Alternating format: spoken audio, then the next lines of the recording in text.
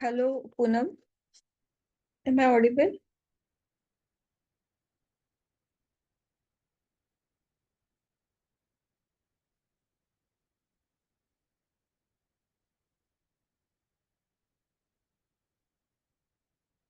Poonam, am I audible? Acha. Can you speak to me?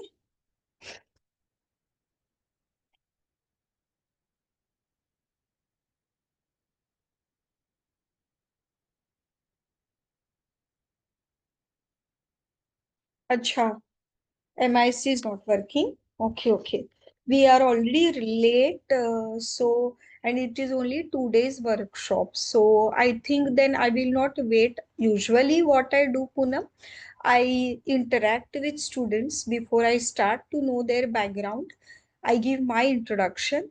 But if your mic is not working, then I will be talking. But if you have any doubt, you can put it into the chat box. I'll start with my brief introduction. Okay, so I am Dr. Sharvari Kulkarni, and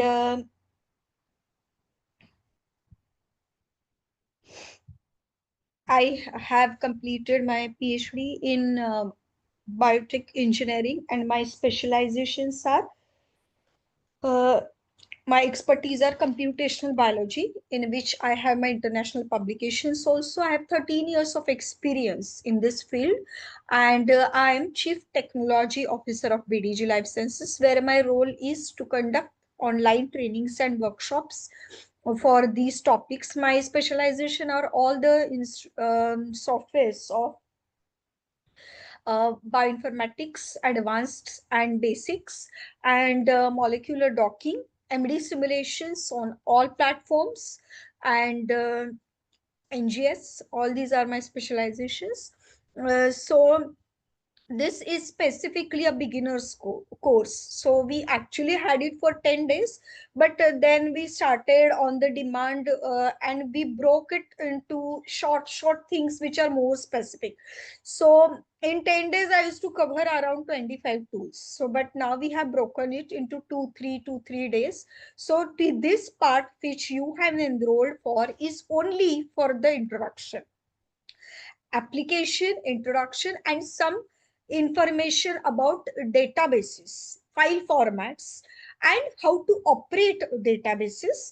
And we are going to see tomorrow basic primary structure analysis tools. Okay, so this is very much for beginners. I hope you have seen the contents, and this is to make you comfortable with bioinformatics who wants to start their journey. Okay, so this is my introduction, Laukya, and feel free to ask your doubts. Now I just want to know from your side, what are you doing, so that gives me a good idea how much I have to talk about the information regarding introduction. So you are a beginner, or what are you doing? Are you a student or working professional? You can put it in the brief in the chat box so that I'm ready to start.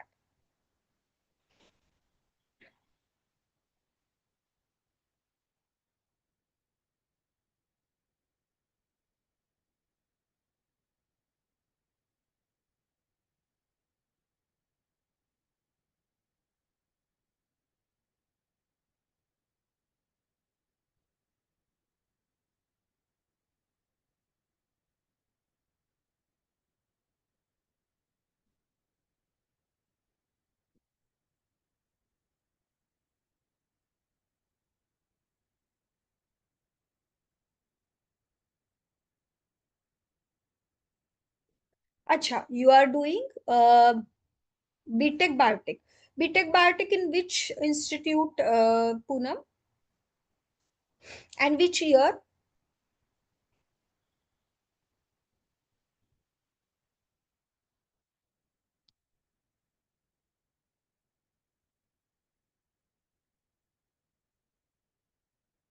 SRM third year. So that means you have some knowledge of bioinformatics. I don't know SRM syllabus if they have included bioinformatics as some introduction.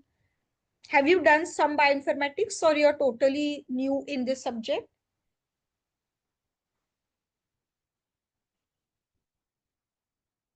Okay, fine. Thank you, Poonam. So that gives me fair idea. So I'll start considering you as a very beginner. Okay, so we will start right from why do we need bioinformatics and what is bioinformatics. So I will start sharing the screen.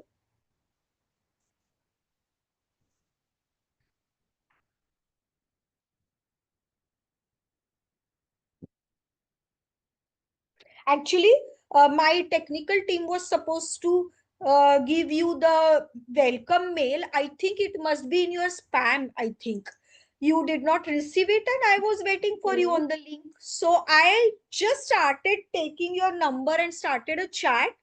Why are you not joining? And the same time, you typed a message that you have enrolled. So, but good, we communicated on the time, and now we will start. Ma'am, I'm audible. Uh, but it is not still clear. I could just understand that you spoke, but voice was not clear. Try one more time, dear. Ma'am, what about now? It's pretty clear. Perfect. I think I did something in the settings, so now it's fine. Yeah, it happens. Maybe you have attended Zoom meeting for the first time, right? Yeah. But good, you could work it out. Fantastic, dear. Now it is very clear. So this would be easier for us because you are the only participant. So it will be interactive. If you have your MIC working, we will not Yes. waste our time in chatting. I mean the chat box, right? Yes.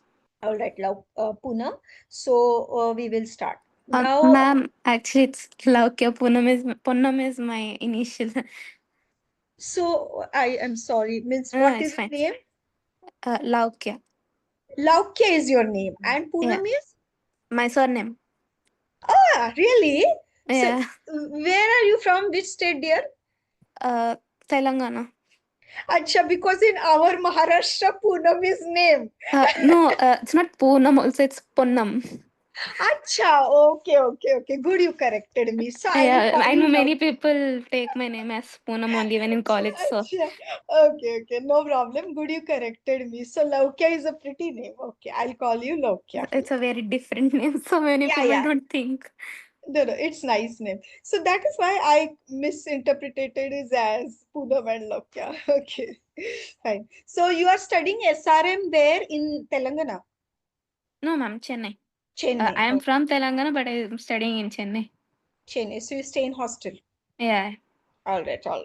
Okay. Chalo, okay. So you are very young, only third year student. Okay, Uh, nice. Okay. So this is the first time exposure for bioinformatics, right? yes, ma'am. All right. Chalo. So we will start our journey, and you can just it will be definitely interactive, so you can ask your doubts, and Yes. just that if the explanation is over, you can ask so that it is not interrupted. But when we are doing hands-on, then if you're stuck, immediately ask, don't feel shy. Okay. Okay, ma'am. For this bioinformatics, do I need to install any software or something? No, because see, this I told you now, we first used to conduct it for 10 days, then some Oh, yeah. installations were there. But Yeah. now we have broken it into short parts. So this is only 2 days now. So Uh-huh. we today we take everything is online. All the databases are online. So you need not Okay. install anything. You just need a good Wi-Fi. That's all. Yeah. Yes, Huh? ma'am. And another thing, tomorrow, ProtScale, TMHM, Proton. Yeah, all are online. You need not Okay. install anything. Okay, ma'am. Huh. Okay. Yeah.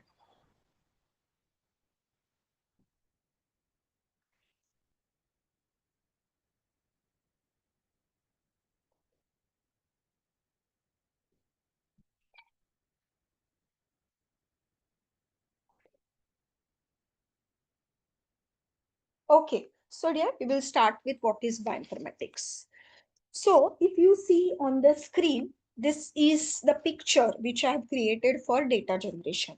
So, if we start looking at this data generation, it starts from 2000, and till 2030 I have put a picture. Okay, so you can see this graph is extremely exponential, so it is increasing in the direction of data generation. So we are somewhere here now.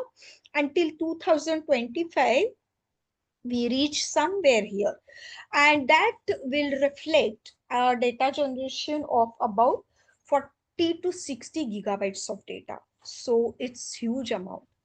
Now just think, if we are generating this much huge amount of data in life sciences, this is not only bioinformatics but life sciences. But what is this use if we are not able to organize, retrieve, and interpret this data efficiently? So there is no sense. Only the data is generated. You have to bring some efficient system in such a way that the data generation will be proper. Okay. So for this data generation, we need to properly have one system, and there exactly the role of bioinformatics comes into picture. As a scientist, what I feel, you should know how to do things, but at the same time you should know what is the need, why do you need to understand bioinformatics, what is the role. And this is precisely the reason. This is efficient system to take the data and to give the data. So the wet lab and dry lab, we call bioinformatics in different ways. It is in silico, it is dry lab, it is computational biology. All are same terminologies. They mean the same. So what we do, we take a data from wet lab, we process it, we interpret it, we analyze it, and give this data back to the wet lab so that it has applications. So this is where the bioinformatics stands. And I'm into this field since more than a decade time. I told you it's 13 years, but initially I used to teach for engineering college. Only the subject, it was limited to only subject. But post COVID, I can see, right, in this 5 years post covid, you understand how badly we were struck with the pandemics of covid. So Yes. that was, yes, so that was the game changer. There, that time till then people were apprehensive about computational biology and bioinformatics. They used to feel that this is something rocket science, but we will not understand research by using computer. Does it actually happen? So that kind of I would say skeptical people were about. But when COVID struck us, labs were shut.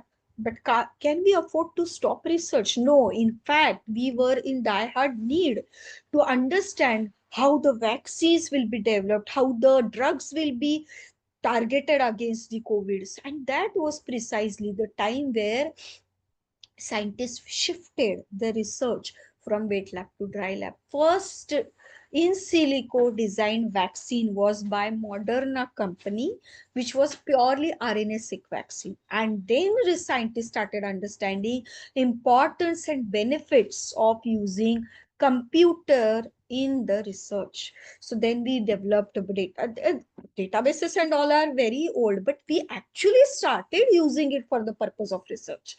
It was only limited to information. We are using this PubMed, PDB and all since long time. But how to use it and bring it into practice was drastically changed after COVID. Now also I'm working, so I told you I work as a project head also. I'll give you example where exactly. So this sounds all interesting that now we shifted our strategy to computers and bioinformatics, but what exactly do I need? Because you are a beginner, you will not understand. So I'll put it in real world example. So if you understand bioinformatics, I will put one slide for its multidisciplinary branches and applications. But one of the very important application I will discuss, which is the currently acting domain. You must have come across these terminologies as a BTech student.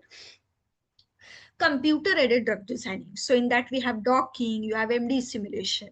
So what kind of projects we have, I will tell you. Now AI and ML is also entered. So suppose we have COVID, we have a COVID receptor protein. So there are PDB files of this COVID receptor protein. So we have membrane protein, we have spike protein, there are PDB cores. This is one data. Now we know that turmeric or curcumin acts as a very good inhibitor against this COVID receptor. Okay, so what we do, we take PDB file of the COVID receptor and we take some ligands, means client or researchers come to me with this data. Okay, so then I take, suppose curcumin itself has around 500, 600 analogs, chemical structures. So there are files known as SDF files of their coordinates. So we have a data of SDF files. There are various databases for that, specialized databases for that. So what I do in such case, I will perform molecular docking of this protein and 500 ligands, and there are various details that you get after docking program. You understand their binding affinity values, how the ligand or drug is binding to the protein. There are certain cutoff ranges. If they pass this test, then we shortlist them. This is the first stage of filtration. Then you performed MD simulation of these dot complexes. MD simulation is to check their stability, how this protein and drug will act in your body. At the end, why are we doing all this? To check whether it will be suitable to your system or not is very important. So we check their toxicity, we check their potency in terms of different graphs, RMSD, RMSF, SASA, radius of gyration. All this is very advanced. When you are pursuing, you will understand. So that study is called as MD simulation. Then I run out of 500 on the basis of docking. Suppose I shortlist only 10. There are bonds, interactions which you have to analyze. It is expert task. Then if I shortlist 10 complexes, okay, then these 10 complexes you should take for MD, and then out of that 10, only 5 drugs. Suppose like you must have heard the names also, ibuprofen, aspirin, remdesivir. So like that, on the basis of this docking and MD, you shortlist only 5 ligands. Out of this 5 also, only 3 will go for the next testing. That is called as admit analysis. Admit analysis is basically the admit analysis is basically absorption, distribution, metabolism, excretion, and toxicity analysis. So that analysis also, if it is passed, then out of this only 2 or 3 will go for a wet lab. When we give green signal, means bioinformaticians give green signal to companies, pharmaceutical companies, they will actually synthesize these drugs. So you can understand.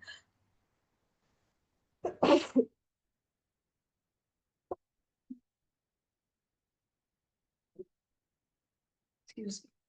You can understand how much time in the wet lab it would have taken for synthesizing this, and how much money, how much labor, all that is directly cut down and your study is filtered. So that is the beauty and that is the efficiency of bioinformatics. I hope you have understood. This is a framework. This is just one application. Nowadays, there is sequencing, there is phylogenetic analysis, there are many applications of bioinformatics. WGS, cancer analysis, personalized medicine, too many things you can use. It is up to you which branch you want to select for your specialization. Okay. Moving on to the next thing, this was just building your background for the applications in real world. Now we will see some theoretical aspects and then we will navigate through the databases. Now let us see what is bioinformatics. It is the computational branch of molecular biology. It is multidisciplinary branch with vast applications. So multidisciplinary means what? That means it is connected to multiple disciplines and it has vast applications. Next, it is conceptualizing conceptualizing biology in terms of molecules, and then applying informatics techniques to organize the information associated with these molecules on large scale. So what is the basis of this study? It is biological concepts, but you are applying information technology to this biological concept. So it is like a combination of both the branches: molecular biology, basic biology, and information or advanced technology. So it works on the principle of sequence, 3D structure, and function. Okay.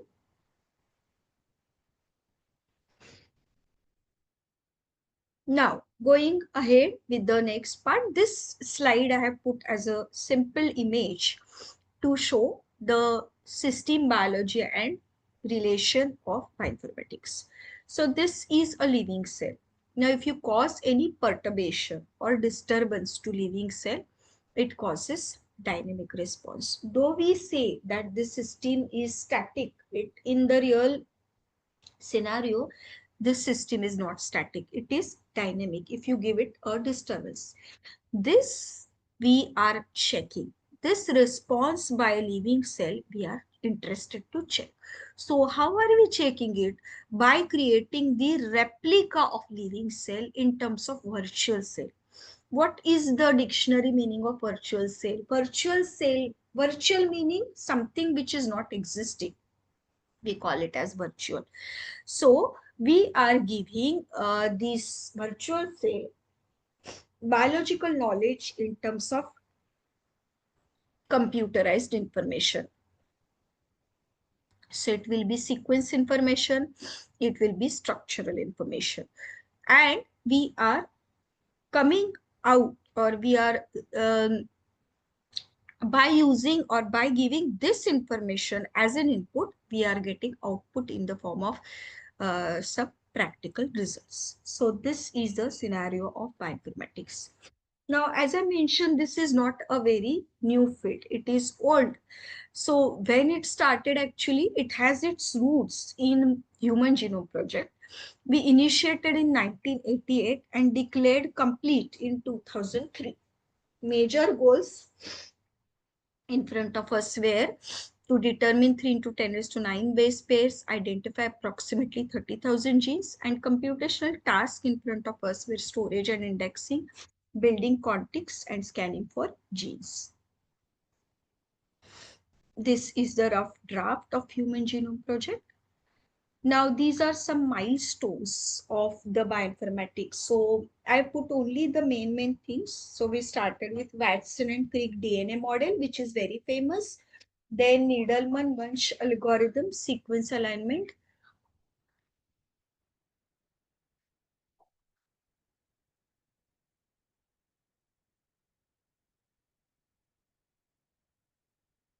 Watson and Crick DNA model in 1955. Then we also developed Needleman-Wunsch sequence alignment program, PDB, then sequencing, NCBS, Swisprot, FASTA, BLAST. All these techniques are the milestones of bioinformatics.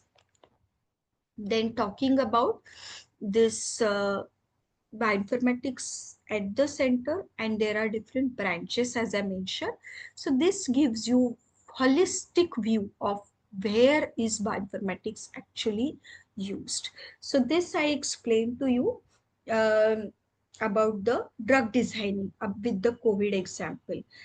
Then this branch is proteins. First branch, if you see, is the basic branch here. It is protein sequence analysis, or it is called as proteomics. Proteomics means study of protein. So it consists of the properties, basic properties of the protein. For this, I will be covering two tools, basic tools tomorrow. So we have to understand the properties of the protein. Whenever you design any novel protein, this is the first step towards your study. You do its primary structure analysis, is secondary structure analysis, its property studies. So this is a part of proteomics. If you see at the top, it is DNA sequence analysis, or it is called as genomics. So it is a blast. In that means you do pairwise sequence alignment. I'm sure as a BTech student it is going to be included in your syllabus as a theory also. So BLAST is basic local alignment search tool. It is a pairwise sequence alignment tool. Then you have primal designing also. That is also one part of my workshop, but right now, as I told you, we have split it, so I cannot cover it into this.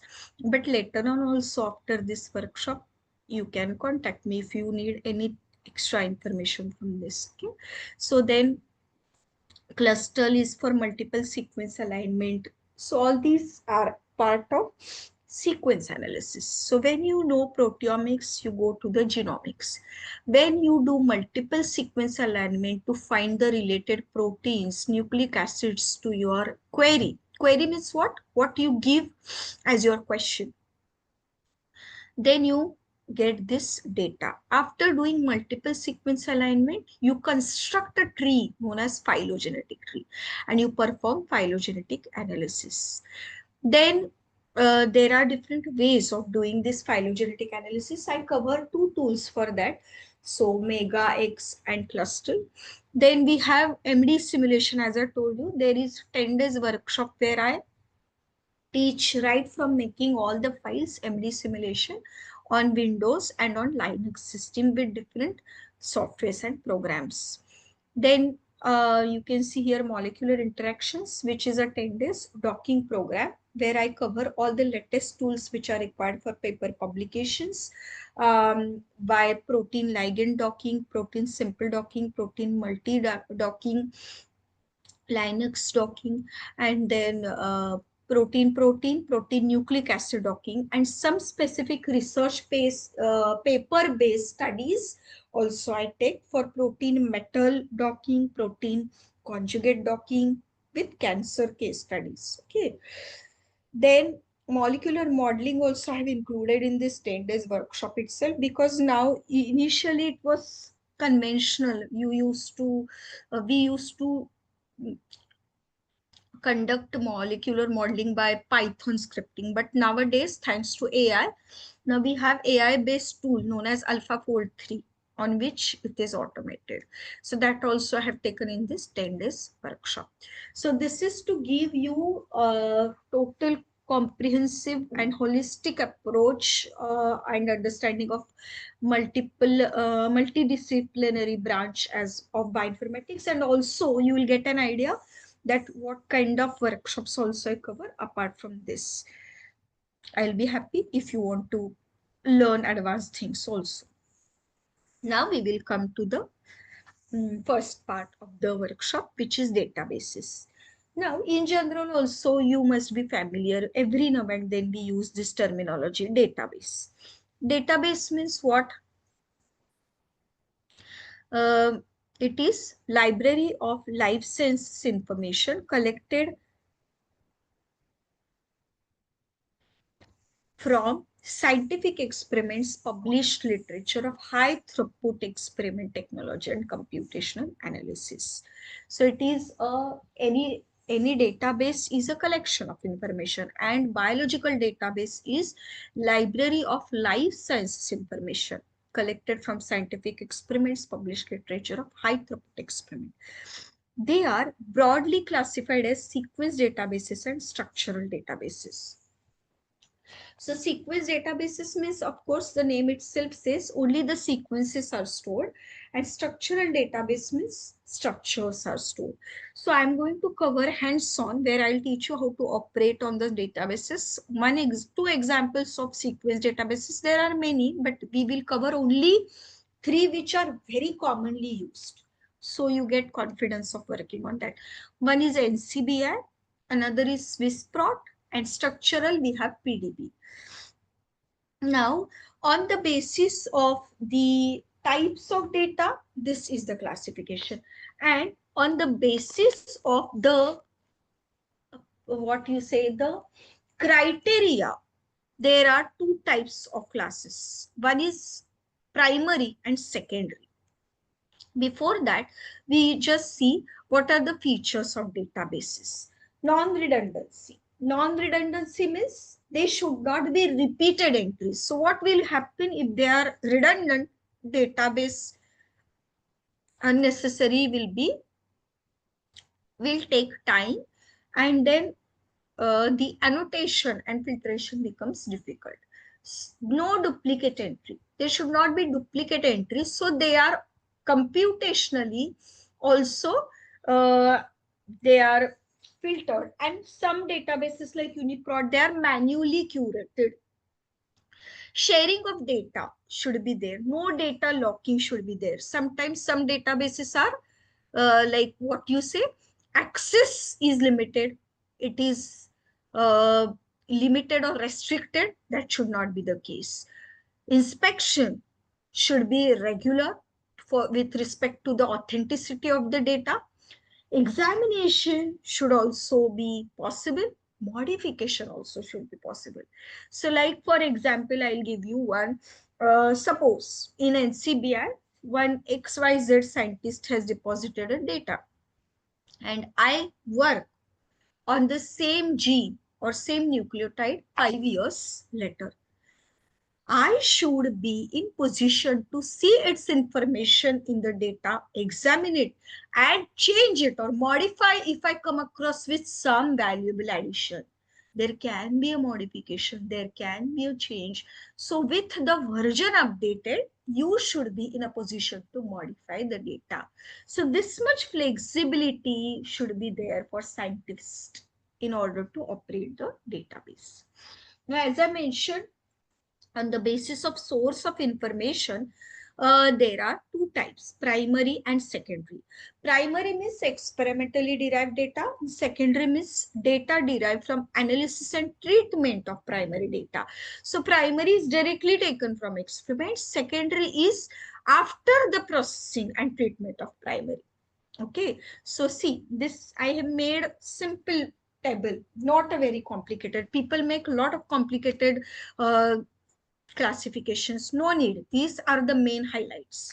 So we have, out of this also we use commonly only three, but you should be having knowledge of all this, so I put it in the form of table. Sequence and structure, these are the two main classification bases. In that you have primary and secondary for both. Now in sequence database you have NCBI, you have GenBank, DDBJ, Swissprot, Uniprot. I'll show you all of them. Secondary, you have Tremble, or you call it as a TREMBL, PFAM. TREMBL, the short form, it is the short form. TR is translated. EMBL is European Molecular Biology Laboratory. Then you have PFAM, which is Protein Family Database. Then you have ProSite, which is Active Site Database. NCBI, GenBank, DDBJ, Swissprot, Uniprot. All these are directly experimentally driven. NCBI, GenBank, DDBJ are for nucleic acids, Swissprot, Uniprot for protein. Then you see over here structures. For the structures, you have every time for all these softwares and tools, you will be using PDB files. I'll teach you how to download the PDB file, docking, simulation, everything. Visualization of protein in three dimensions. For everything, you use PDB. In secondary, you have SCOP, CAT, and NDB. SCOP, there are hierarchical levels, CAT, NDB. These are a bit complicated. We don't use it very often because we need not go into that level. It is good for information purpose, but while operating, you are commonly going to take this NCBI, GenBank, Swissprot, Uniprot, and PDB. So working on database, first thing you should know how to form the query. Query can be in the form of, there are different numbers known as accession numbers, or you can keep a keyword. Suppose you are working on SARS protein and you don't know its code. You can give it as a keyword. You are working in Uniprot, but you know the accession number. Accession number means what? It is like a roll number. How we have our roll number in the class, that is our identity. Same way, every protein or nucleic acid has its identity in the database, that is known as accession number. Next is search engine. So when you work on the database, when you form a query, it is directly taking or connecting to the search engine. Google is a search engine. Similarly, For the databases, you have search engine name as entrance. It works on the entrance pattern. Okay. Now let us start with the first database. So NCBI. NCBI is a National Center for Biotechnology Information and is a part of United States National Library of Medicine, NLM. It is a branch of NIH, National Institute of Health. It is approved and funded by the government of United States, and it houses a series of databases relevant to biotechnology and biomedicine and is an important resource for bioinformatics tools and services. Major databases of NCBI. Under NCBI also, I'll not say NCBI is actually a database. It is like a huge consortium. Under NCBI, you have different databases again. Sub databases are there. There are different tools also which work on NCBI. So we work on BLAST, I mentioned, for pairwise sequence alignment, that works on NCBI. You have map viewer or genome viewer, which gives the analysis of significant regions of genome, that also works on NCBI. So like that, there are different primer designing that also works on NCBI only. So that is why NCBI is the prime important thing that you should know when you say that you are a bioinformatician. Then PubMed also, you must have used PubMed, I think. Nowadays, you Yes, ma'am. students are, yes, Yes, ma'am. We yeah, used. you use that. That's what. Nowadays, your students are very smart. So in second, third year also, before that only, you start accessing all these databases. You have a lot of good working experience on that. So PubMed is also a part of NCBI. As I mentioned, all these are available through entrance search engine. And this NCBI was found or directed by David Lippman, who is the original author of blast sequence program also. This type of multiple MCQ questions, when I mean the setting of the question papers, this kind of questions come for your competitive exams. Now let us see NCBI. So in NCBI, this is the home page in which you have this drop down. Here you have to give your query and you perform analysis. I think it would be better if we take one by one hands-on also, so that it becomes interesting. Otherwise, if I keep on explaining, you will get bored. Okay, so there Yes, is ma'am. lot, yeah, there is lot to explain. Let us do it step by so that it is interesting also. Now, first, I'll show you hands-on for NCBI. I'll make you do one simple exercise. Then we will go to GenBank. Then we will see EMBL. And Uniprot also I'm going to take hands-on. PDB also hands-on. So let us see how much we can cover in another 1 hour.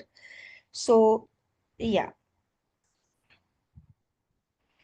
So first, what we have to do, simply type NCBI.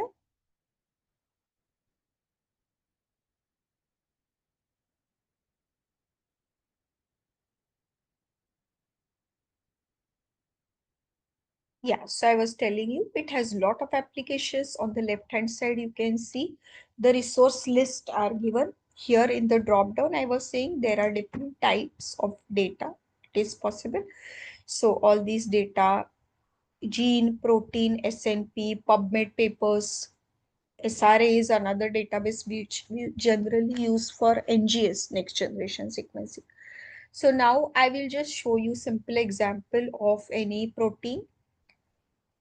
I'll click on protein. Suppose I want to show you very simple FASTA sequence how you can download from NCBI. For that, I can simply type as insulin. You can take any example of your choice. So I click on search. So yeah, these are the different species. So let's say I want to do human insulin. So yeah, so here I can find insulin Homo sapiens, right? So I'll click on this.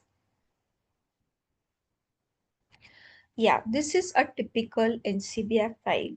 So it is very good the way they have organized it on a single or more than a single page. It is equivalent to accessing at least 15 research papers on the same topic. So they have made everything as a featured segment. How to read this? First, you have this headers, then locus, then the length of nucleic acid, date where when the deposition was done, what is the definition, accession. As I mentioned, accession is like a roll number of that particular protein in the database. Version number is the modification, as I told you. So the after this one more version was deposited, so it comes by point 1. Then the organism name, this is its taxonomy, classification. Then authors who have contributed with different papers for this. Then the protein sequence, signal peptide, mat peptide, CDS means coding sequences. And every time you can see this is the sequence. It starts with the number, means with the letter of the amino acid residue, and ends with these two lines, two terminators, it is called as. This is your NCBI file. Right now, I'm interested or I want to teach you how to download the FASTA sequence so that we can utilize or use every time whenever you do any analysis.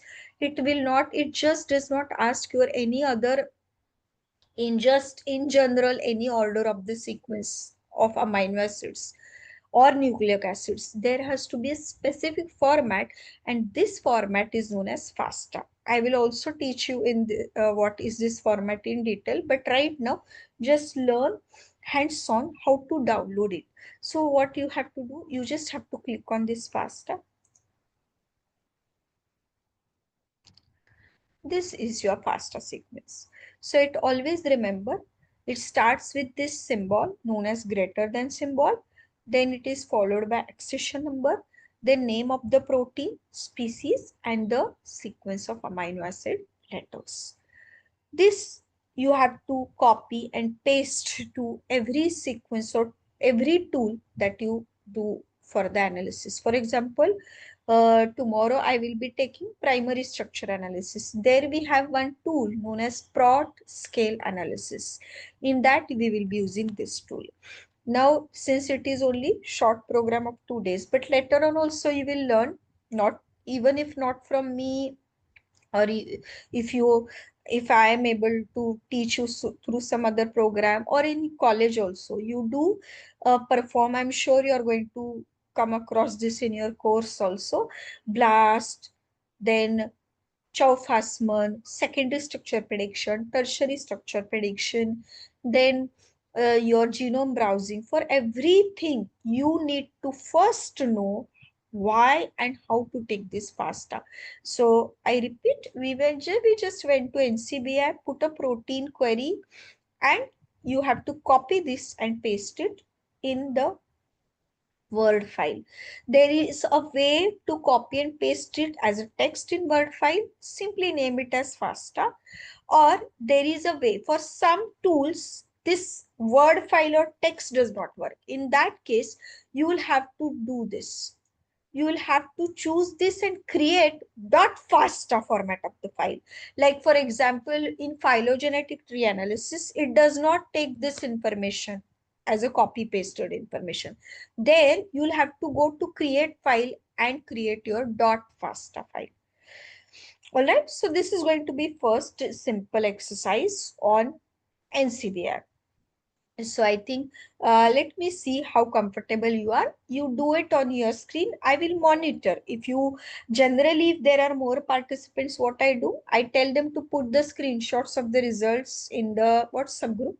But since you are the only one and you are beginner, I think it is fine if you share your screen. So I will, you know how to share the screen there? Ma'am, actually, I am on the meeting in my phone and I Uh-huh. did the thing on the laptop. So, Okay, you can't attend. You can't share. Okay, no yeah. problem. So did you understand what I did?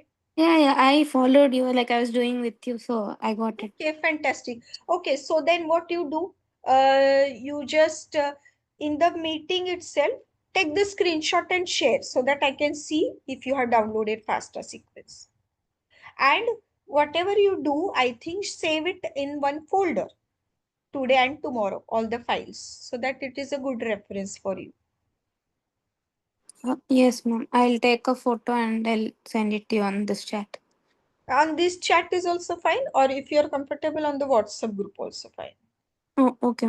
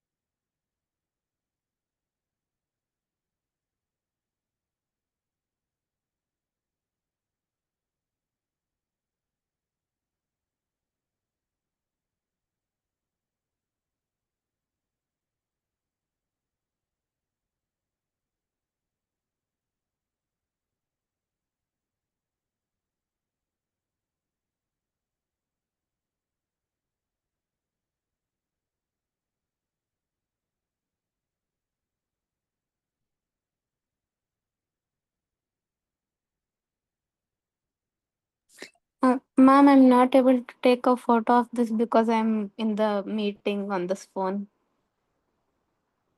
Acha, acha. So I tried taking a screenshot from the laptop, but it's blur, it's not visible properly. Clear? Okay, fine. So just let me know. Could you understand, and will you be able to paste it into the tool when I say? Yes, yes. Okay, Yes, fine. ma'am.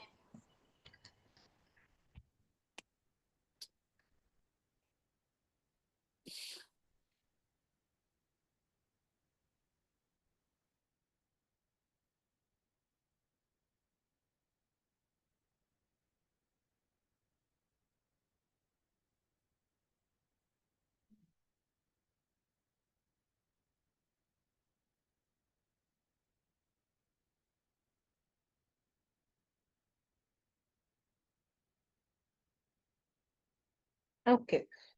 So after NCBI, we move on to the GenBank. GenBank is also a part of NCBI, NIH, and NLM. All these are together. So it is again an open access annotated collection of publicly available only nucleotide sequences. NCBI is ma- made up of everything. GenBank is only specific to nucleotide sequences, but they can be redirected to NCBI's another databases also through the nucleotide sequence. It is important database for research in biological fields and has tremendously grown at a great rate of information in terms of information. So the rate which statistically it is calculated as it doubles its information roughly every 18 months. GenBank and its collaborators receive sequences produced in laboratories throughout the world from more than 500,000 formally described species. You can understand how much vast is the deposition. And there is a direct submission from individual laboratories as well as from bulk submissions from sequence centers. You can also, if your sequence is novel and validated, there is a process which every scientist is eligible to do in the GenBank deposition. So what is the process? It is basically a standalone submission program, and you can directly submit the information in terms of the form. And so the process of deposition will be validated, but it has to go through examinations. So the panel of scientists will first examine, then it will be given if it is validated and accepted, it will be giving accession number. Then there will be release of data, and then there will be possibility, means then it will be active through the entrance retrieval. Ma'am, I sent the screenshot in the chat. Okay, dear, okay.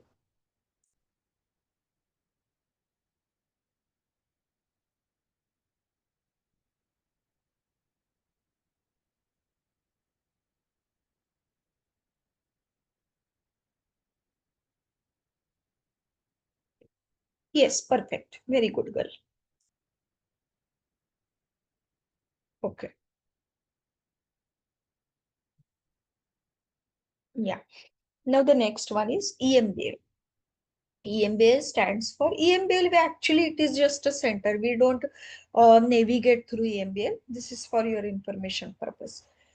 We will actually operate GenBank also. I will show you. You can take GenBank files also. EMBL is again a collection of primary nucleotide sequence databases maintained at EBI, European Bioinformatics Institute. And this is the entry of EMBL. I can just show it to you, but it is not required because we don't use it more. It is collaboration of three databases. DDBJ, which is DNA database of Japan, EMBL itself, and GenBank. Okay. EMBL entries or any particular EMBL, I'll just show you how EMBL file looks like. EMBL entries are structured in such a way that they are usable by human readers as well as computer programs. So the entry is made in such a way that you should also understand as a human reader, and computers also understand this entry. So there are different lines which makes each entry. Entry line begins with ID and ends with terminator line. I'll just show you. Instead of explaining it in a boring way, you just see it so that it is just you understand when you see it in a more interactive way. So we will just take this.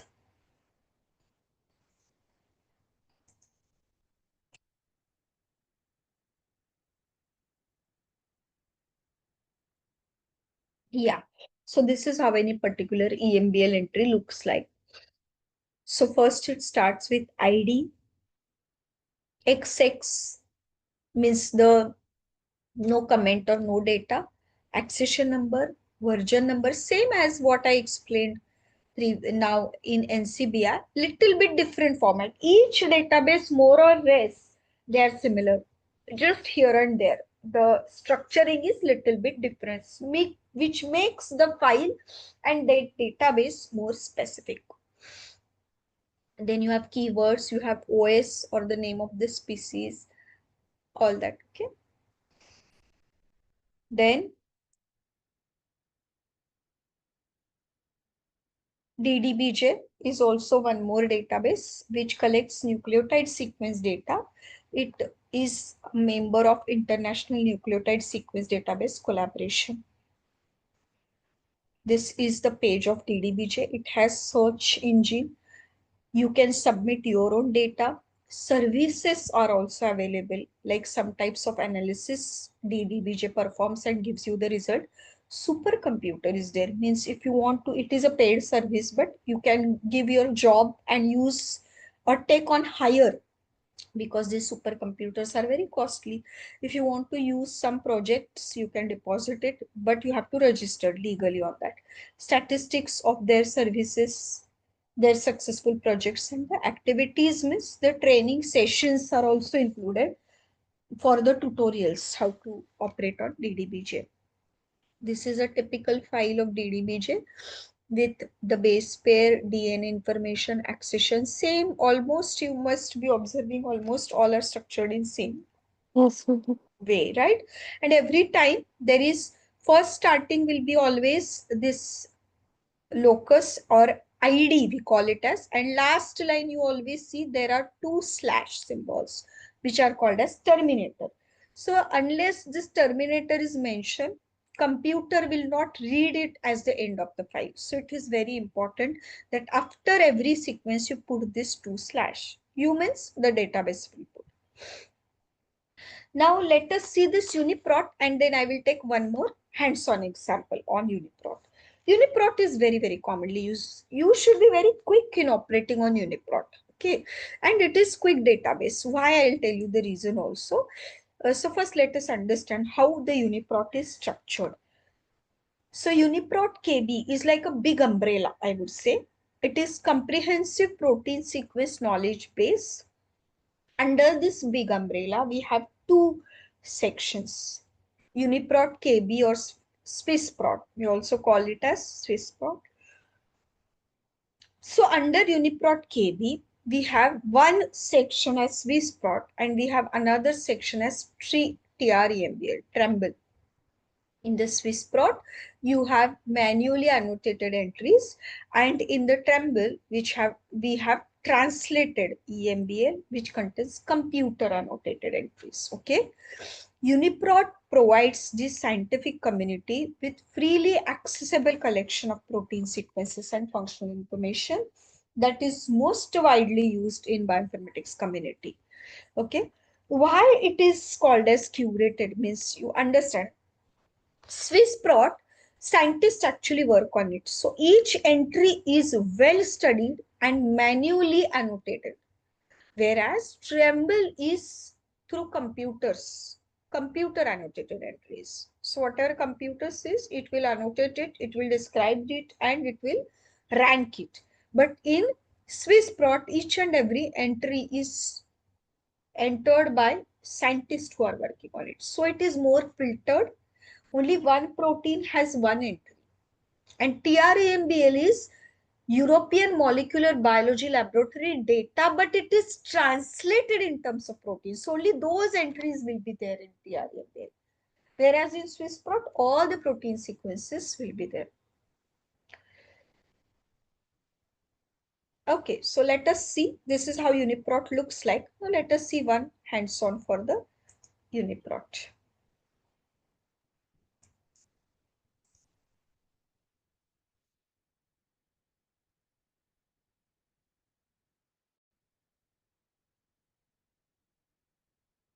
So in fact, I don't use NCBI also. I use UniProt a lot because it is very quick and filtered.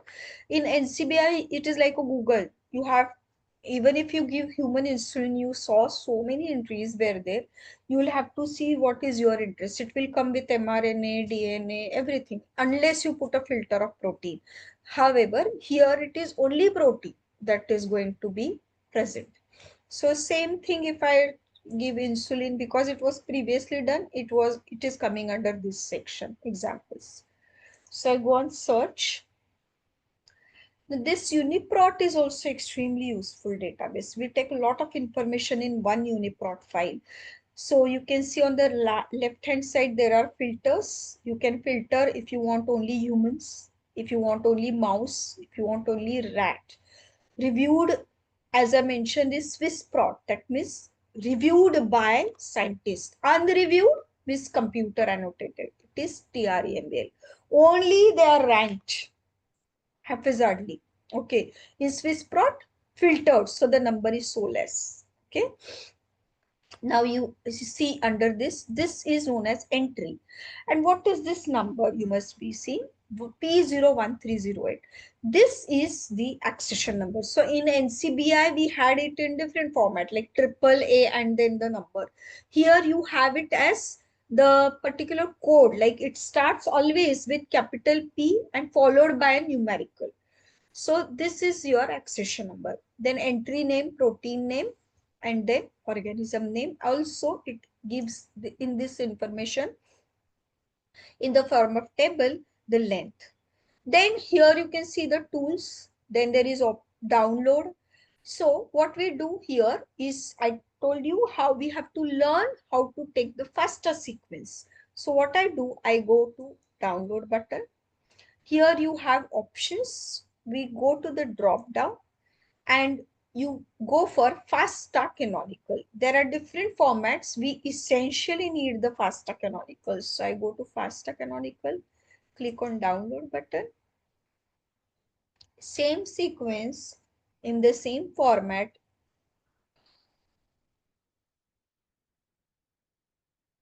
Tap it.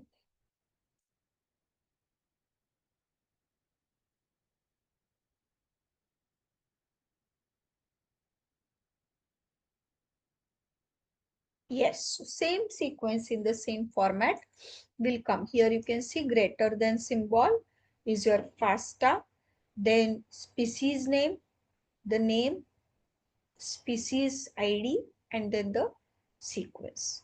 So you can simply go to download, or you can copy paste it into the Word file. You can copy paste it into the Ma'am, same. Hmm?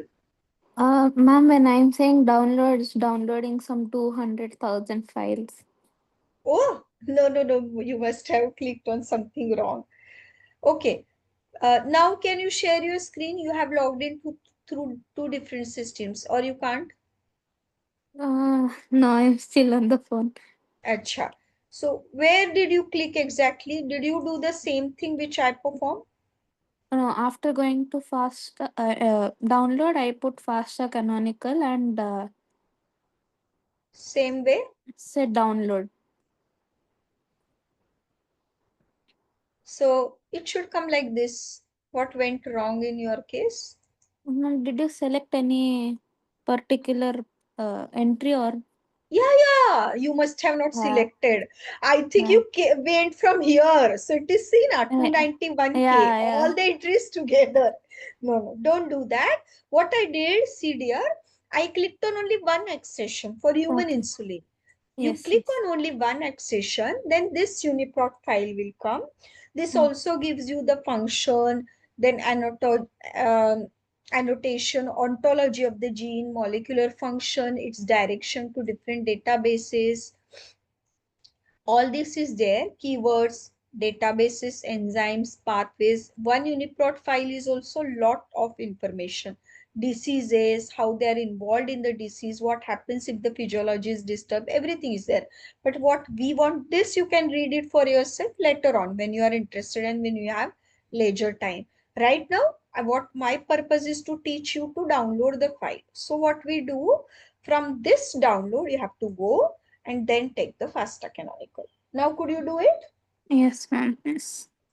Okay, good. Now, in the same Word file where you had your NCBI, you can copy paste this information also. Yes. Okay,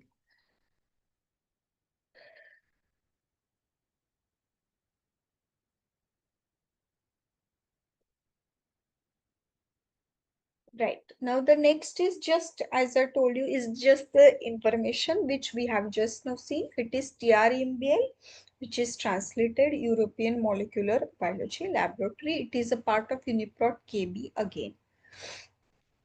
One more database which we need not, or I'll just show you, but we don't operate it very commonly. It is PFAM. PFAM is a secondary database.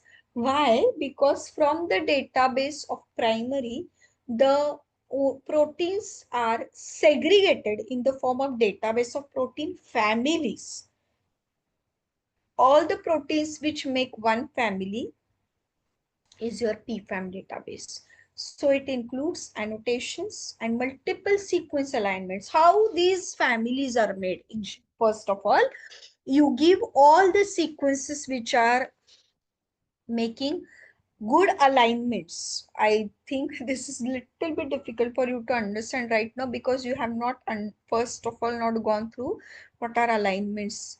I'll just tell you, when you have different proteins, suppose 20-25 proteins, you first, there is a program like cluster mega which gives multiple sequence alignment. All these sequences are compared and check if they show variations in positions, if they show conservation in positions, and if there are more than 50% of conservation or similarity, that means these are belonging to the common families. Okay, so the general purpose of PFAM database is to provide a complete and accurate classification of protein families and domains. So each PFAM entry, it will be a description of the family, multiple sequence alignment, architecture of the protein, and species distribution. It also gives you the links to another databases. Okay, so we'll just have a look at this PFAM. These are secondary databases. So when you are going for a very specific study, then only you operate this.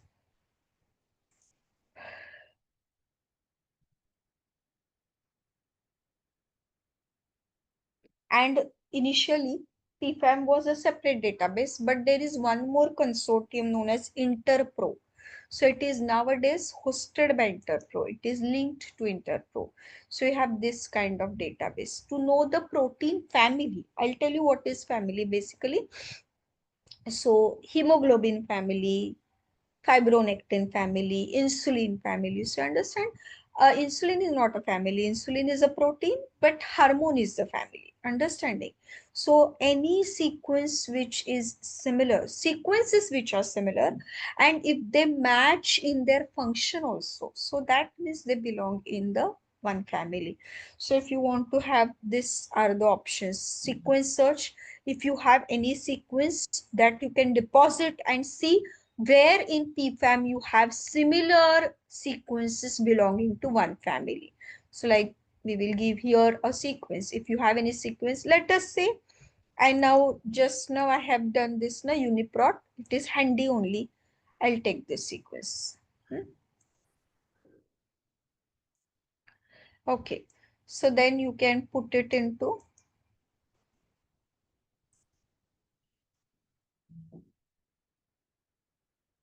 this PFAM. Check it.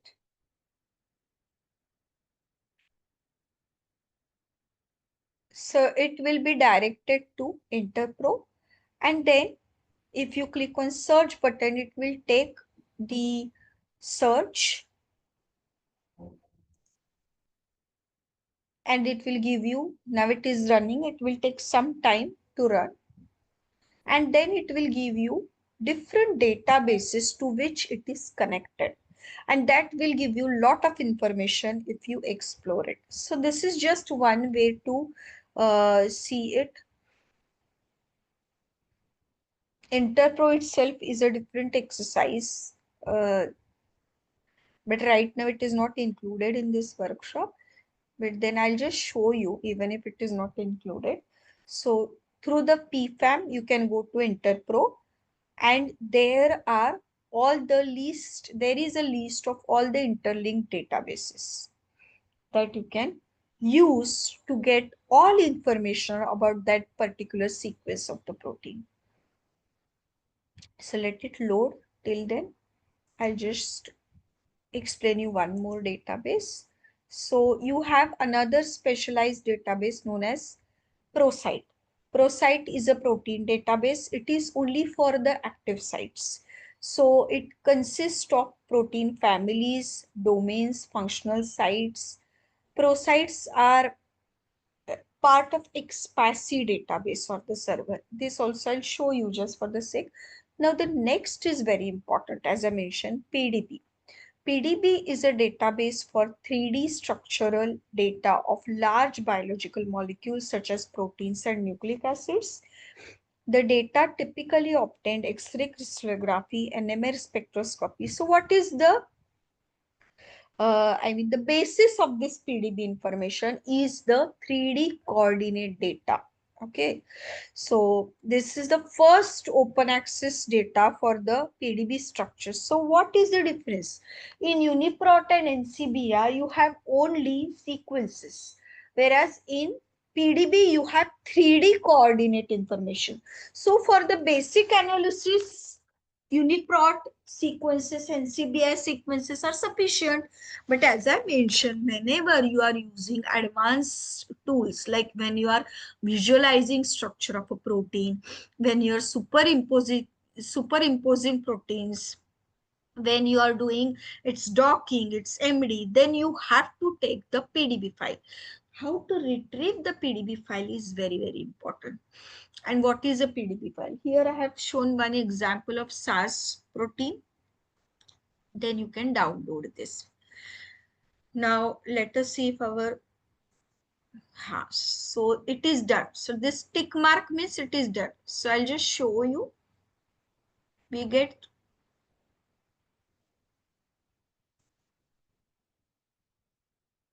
this kind of data. Can you see? This is huge amount of data. Even if you Yes. understand, huh? Even if you understand it right now, dear, since it is a short time workshop, I'll just guide you. Later on, you can practice. I'll just tell you. Each and every link of this works for different database. So if you click here, it will take this particular protein. At a time, you can search for all these databases. That is the best part of PFAM. One query you give, you get all the directives to all databases. So for example, I'll show you one. If you click on smart database,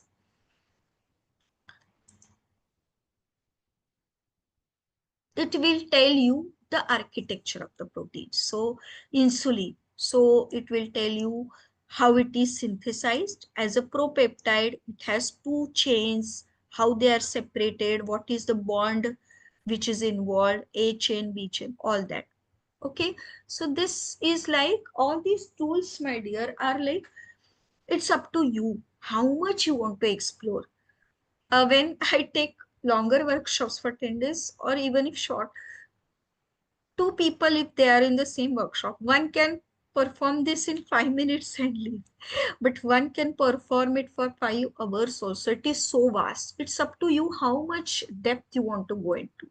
Quickly also you can navigate. If you suppose you decide after this session, I want to see all information in all the databases with insulin, what you'll do, you'll take one by one. Panther, I'll show you one important one. So you have to go here. Okay, right hand side, it will give you a separate link of that ID.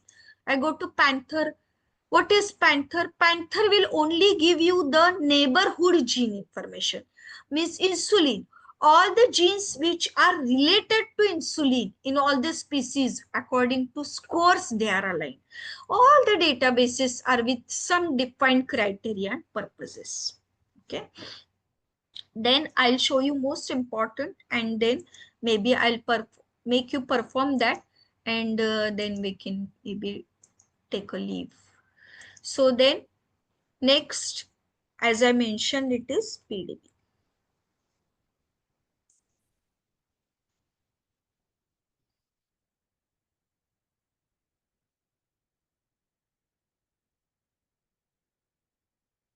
In the PDB, as I mentioned, I'll tell you any one example. Either you can give a PDB code. Here, concept of accession number doesn't work. Here, the codes are present. So suppose I give SARS.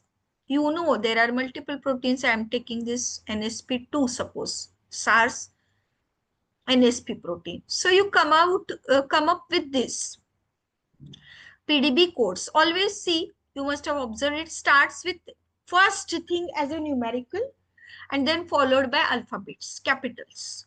Always it will be a PDB code. Now these are some commonly done mistakes by participants. They click here. No, you have to click on the code and go to specific PDB file. So I click on the code. This is how any particular PDB file looks like. This is the date of deposition, classification, resolution also. How much resolution is the structure? It's always better if your resolution is greater than 2.8 angstrom. Ma'am, Hmm. it took time for me to load the PDB. I'm still in the home page. Can you tell what I should do after this? Again. Which part here? I'm still in like the front page only. I don't know Okay. what. Hmm. Oh, Here, yes. Just you have to type any protein of your choice. So I use SARS. So I type SARS-CoV. Then out from this drop down, you can select any protein of your choice. Click on that. Did you click? Yes, ma'am. Ha. Now, if you click on that, I told you it will come with many codes which are similar to SARS-CoV. Some will be X-ray crystallography, some will be complex, some will be only some part of the structure. So you will always go for the top ranking, which is most relevant. I told you in this, don't click here. We have to go to specific code. So click on the first code. Now you came here. Yes, ma'am. Huh. So this is a typical PDB file. I told you it will give you description of how the PDB is generated. It's a report, relevant paper, what it consists of, how many entities are there. For example, it is chain A. Then some properties of that, experimental details. What we are interested is to learn how to download the file. So I go to this download file section, click on the drop down. Under that you have various formats. Don't get confused and scared. You will only and only do this one, legacy PDB format. Not even this GZ, it is wrong. So this is commonly done confusion. So I repeatedly tell this, only do this legacy PDB format. Click on this and then you download it. Once it will be downloaded, where it will go? It will go to download section of your computer. Simply copy it and paste it into the folder that you have made for today's results. That's all. This is how you download any PDB file. Then you can practice for any 2-3 proteins for of your choice. Another thing, this PDB file, dear, will not open without help of any visualization software. So many people get confused how this sequences they get open because they are in Word format. PDB format is .pdb. Because it is a coordinate data, it will not open. You need some softwares like Rasmol, PyMol, Discovery Studio, Swiss PDB Viewer, Chimera to open that. So just learn right now to download it. Don't try to open it. Hmm? Okay. But you have to see that it comes with extension of .pdb. Okay. Yeah. Now I want you to do that. I think you already did that. Or you Yes, ma'am, I did it. I'm just copying pasting it into the folder. are, okay. Copy paste it into the folder.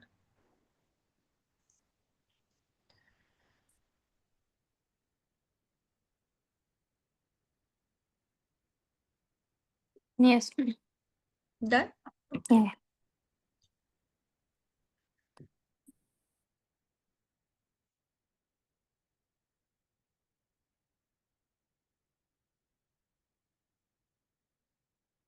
Okay. Now these cat and scop we don't have to perform. So I'll just tell you and then we can stop for today.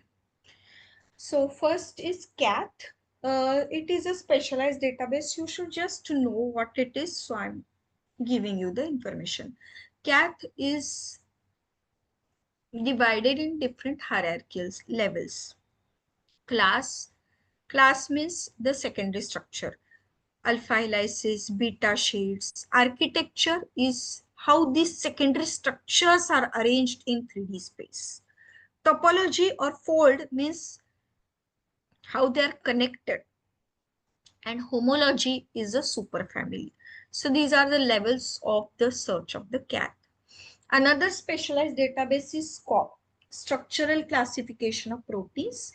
It is manual classification of protein information and it gives you the individual structural domains, only the domains. What is the domain? I'll tell you. Ma'am, yours. I can't see your screen. Acha, okay, I stop sharing.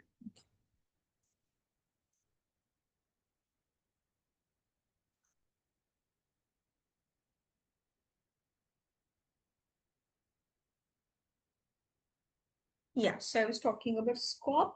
Scope is when the domains are made in the form of database. It contains only the information about the domain. So what is the domain? I'll tell you. These terminologies are very commonly used in bioinformatics. One is motif, another is domain and profiles. These are interchangeably used, but they are different. Domain means what? Suppose I'll take again insulin's example. Suppose in the insulin there is a specific sequence: glycine, alanine, threonine, isoleucine. These four amino acids are repeated in all species of insulin in a same pattern. When this information is repeated in same pattern, it is called as amino acid pattern. It is also called as fingerprints, and it is also called as domain when this particular sequence is responsible for its structure and its activity. Suppose insulin. So this particular stretch of four amino acids, if this is repeated, it is conserved in all the species and it is related to its function as a hormone, then it is called as a domain. So there are different domains in the form of structure that divides or that are segregated in the SCOP database. So when you want to study any domain, you need not go to entire database of NCBI Uniprot. You can simply go to SCOP and study. So as I mentioned, it is divided into the information in the form of class, fold, superfamily if you want to study, family if you want to study, domain, species, and parts of the protein. Then I think we will cover one more point. It is okay, right? Or you are tired? No, ma'am, it's fine. Okay, so we will just see what is sequence format so that tomorrow we will be covering the hands-on of the tools. So sequence format first is GenBank. I already shown it to you, but still I will show it one more time. EMBL, FASTA and PIR. So this is a GenBank file similar to NCBI. You can observe it is locus, definition, accession number, version number, organism name, authors, and then features. This is a complete GenBank file with two last. This is again important. What did I mention it as? Terminator. It starts with EMBL file is also same, starts with ID and ends with double backslash. Then PIR. There is a difference. Sometimes in some tools, PIR also used. PIR always starts with greater than symbol, then the P1, and then the name of the species, and then the sequence. And you see here, there is always asterisk symbol. This asterisk symbol is to define that the file or the sequence is ended. If this star symbol is not there, any tool where you are giving PIR will read it again and again. So it is a signal for the reader or the program to understand that the sequence is over. Whereas when you give FASTA, there is no such symbol. Okay. So that is the main difference. This type of questions also come. They give you format and say, ask which is the file format. So with the features, you should understand what is the file format. If there is terminator, it is EMBL or GenBank. If it is PIR format, it will always start with P1 greater than symbol, end with asterisk. Whereas in the FASTA also, it will start with greater than symbol, but it will not asterisk. It will not have asterisk at the end. FASTA stands for Fast Adaptive Shrinkage Threshold Algorithm. We always use for every program you are going to see FASTA sequence format. These are the some terminology that I have mentioned only in as an extra information. I already explained it to you. Motif is something different which I did not mention. I told you about the domain. So motif is the similar term where it is related to particular functions. So for example, protein that binds ATP is called as ATP binding motif. So part of the protein which is specified to some function and the characteristic is called as a motif. And this information of the pattern of changes and similarity of amino acid sequence is stored in the form of mathematical values or the matrix. This is called as a profile. This is a little bit advanced level. So we have some substitution matrices like position spaces, specific matrices, PAM, BLOSSOM, that you learn all in theory. So this is no, the information of the similarity and identity of amino acids in the protein in one family is referred to as profile. That's all. I think this is enough for today.